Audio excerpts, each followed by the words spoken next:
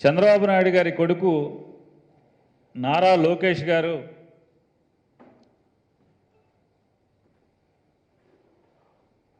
ఆ మధ్య కొద్ది కాలం క్రితం యువగళం అని నామకరణం చేసి కుప్పంలో ఆర్భాటంగా పాదయాత్రని ప్రారంభించి ఆ యువగళం పాదయాత్ర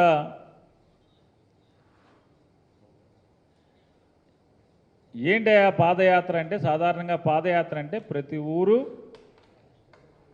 సావధానంగా ప్రజల కష్ట సుఖాలని పంచుకుంటూ ఆలకిస్తూ ఒక రాజకీయ నాయకుడు ఎవరైనా చిత్తశుద్ధితో రాజకీయాల కోసం పనిచేసేటువంటి ఏ పార్టీ రాజకీయ నాయకుడైనా ప్రజల యొక్క సమస్యల్ని ప్రజల యొక్క బాధల్ని ఆలకిస్తూ సమస్యల పరిష్కారానికి మదిలోనే ఆలోచన చేస్తూ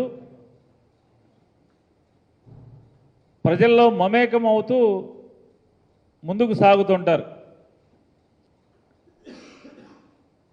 ఏంటి అంటే ఇది చూస్తే ఈ యువకులం అని మొదలుపెట్టిన ఈ యాత్ర బహిరంగ సభ ఉన్న చోట సభ పెడతాం, జనాన్ని పోగేయటం, డబ్బులు ఉన్నాయి పాపపు సొమ్ములు, జనాన్ని పోగేయటం, జగన్మోహన్ రెడ్డి గారిని బూతులు తిడతాం, మళ్ళీ అక్కడి నుంచి పరిగెడతాం. ఈయనేమో యువగళం అంట, ఈయనేమో నవయువకుడు అంట, సాయంత్రం 5 అయితే కానీ బస్సులోంచి బయటికి రాడంట. ఇక పగలు కానీ ఎండలో కానీ నడిచేది లేదు. సాయంత్రం సూర్యుడు దిగిపోయిన తర్వాత ఈయన లెగుస్తాడు. ఆ బస్సులోంచి అక్కడి నుంచి సాయంత్రం 5 తర్వాత బయటకు వచ్చి ఏంటంటే మనకి ఏదైనా వీడియో కానీ లేకపోతే యూట్యూబ్లో కానీ ఫాస్ట్ ఫార్వర్డ్ చేస్తే పరిగెడతా ఉంటారు. ఎక్కడున్నాడండి అంటే అప్పుడండి బయలుదేరాడు, బస్ దిగి బయలుదేరాడండి, పడమటి సెంటర్లో ఉన్నాడండి అంటారు కాసేపు. మళ్ళీ రాత్రి 10ంటికి ఎక్కడున్నాడంటే ఏలూరు దగ్గర ఉన్నాడండి అంటాడు. ఇదేంటే ఇక అప్పుడే పడమట అన్నారు, 5ంటికి అప్పుడే ఏలూరు ఏంటి ఏం చేస్తున్నాడు అసలు? పాదయాత్ర, మనుషులతో మాట్లాడుతున్నాడా, ఏం చేస్తున్నాడంటే అర్థం కాని పరిస్థితి. తెల్లారేపటికి అక్కడ మామూలుగా ఏలూరు వెళ్ళిపోయి పడుకున్నాడు అంటారు. పొద్దున్నే అంటే ఏలూరులో పడుకుని పొద్దున్న లేచి నడుస్తున్నా అంటే ఇక నడవడు. సాయంత్రం 5ంటికి ఏలూరులో బహిరంగ సభ. అంటే చంద్రబాబు నాయుడు గారు అబ్బాయి పనికి రావట్లేదు అని చెప్పి అందరూ అంటున్నారు. కాబట్టి ఈయన ఆ మొదలెట్టిన యువగళం 4000 కిలోమీటర్లు 400 రోజులు అన్నారు. 4000 కిలోమీటర్లు 400 రోజులు అన్నారు. ఈ తీరా చూస్తే అదంతా జంపింగ్ జపాంగ్ యాత్ర. అది పాదయాత్ర కాదు, అది జంపింగ్ జపాంగ్ యాత్ర.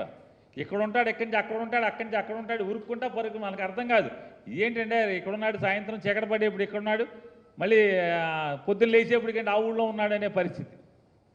ఈ రకమైనటువంటి జంపింగ్ జపాంగ్ యాత్ర అసలు దీంట్లో ఏంటంటే యువగళం మొదలెట్టి పాపం వాళ్ళ నందమూరి తారక రామారావు గారు మనవడు ఒక ఆయన వచ్చాడు, ఆయన చనిపోయాడు. చనిపోతే మళ్ళీ పాదయాత్ర ఆపలా. అతను సావుకు అతను వదిలేసి వీళ్ళు పోయారు నడుచుకుంటా. వాళ్ళ నాన్నగారిని మాత్రం జైల్లో వేయంగానే మామూలుగా వెంటనే ఆగిపోయింది యాత్ర. అంటే ఒక మేనమామ కొడుకు చచ్చిపోతే కనీసం హాస్పిటల్కి వెళ్ళి శవాన్ని చూసేటువంటి సంస్కారం కానీ మనసు కానీ వీళ్ళకి లేదు, దేవుడు పెట్ల. వీళ్ళ నాన్నగారు జైల్లో అనగానే మొత్తం యాత్ర ఆపేశారు. అదే ఆ యాత్ర ఆగితే ఒక మనిషి చచ్చిపోతే నీ యాత్ర కోసం నిన్ను పరామర్శించడానికి సొంత నీ మేనమామ కొడుకు వస్తే చావు బతుకుల మధ్య ఉంటే కనీసం ఆసుపత్రికి కూడా వెళ్ళి చూడటానికి అవకాశం నీకు మనసు రాలేదు. మరి ఎందుకు ఆపారు? అరెస్ట్ చేస్తే తప్పేంటి? ఆయన పాపాలు చేశాడు, తప్పు చేశాడు, దొంగతనం చేశాడు, అరెస్ట్ అయింది. నడవాలి కదా, నడవల. ఈ కిలోమీటర్లన్నీ కూడా కాకి లెక్కలు, దొంగ లెక్కలు. సరే వేసుకుంటే వేసుకున్నావు, నీ ఇష్టం. ఈ యువకులం అని అట్ట దాన్ని తీసుకెళ్ళిపోయి ఏం చేశారని కృష్ణా జిల్లాలో ఏం నడిచారు అంటే గన్నవరం ఒకటే నడిచారు. బెజవాడ, గన్నవరం వెళ్ళిపోయింది మామూలుగా, ఏలూరు అని.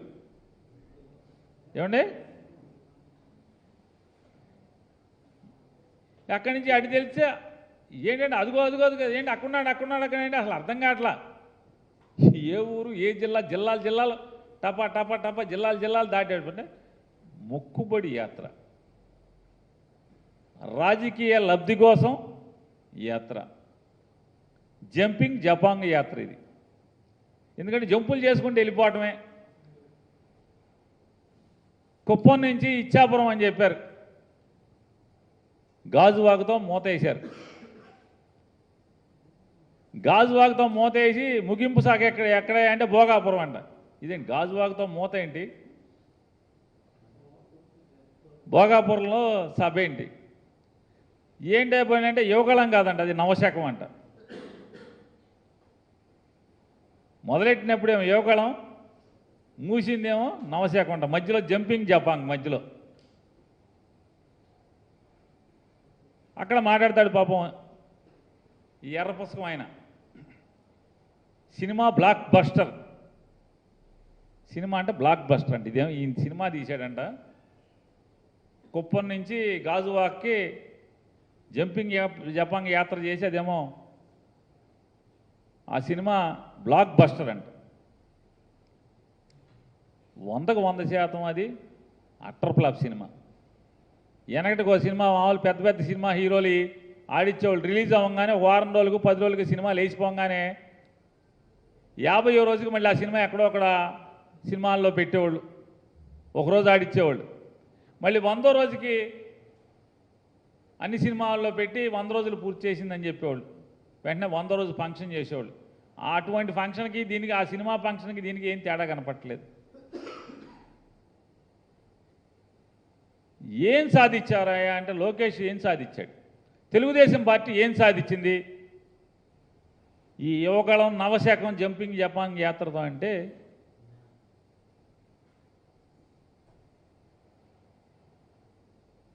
సున్నా సాధించింది.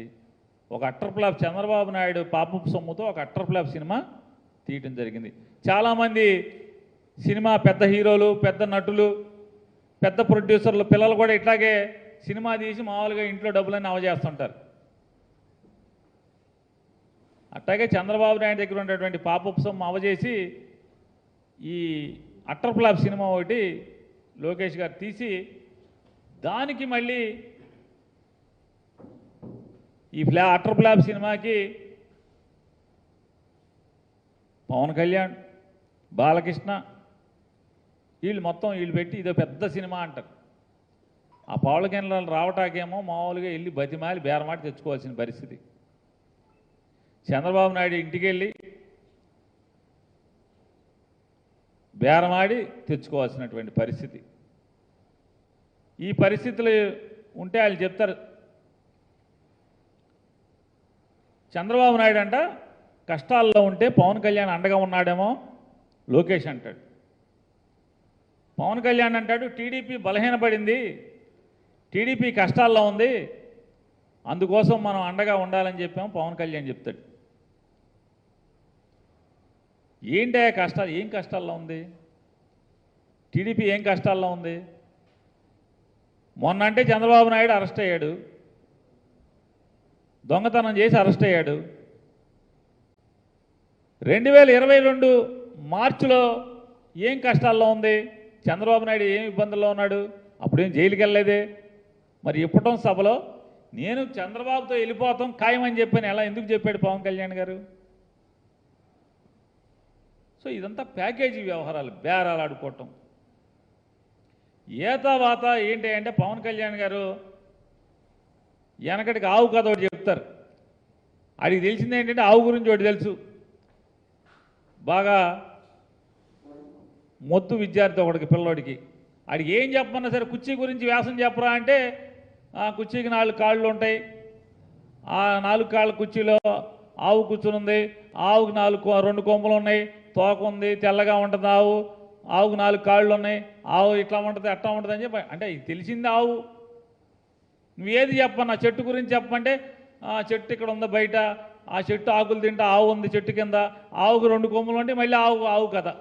అట్టా పవన్ కళ్యాణ్కి చేత అయింది ఏంటి అంటే రాజకీయ పార్టీ పెట్టి చంద్రబాబు బాగుండాలి, చంద్రబాబు అధికారంలో ఉండాలి,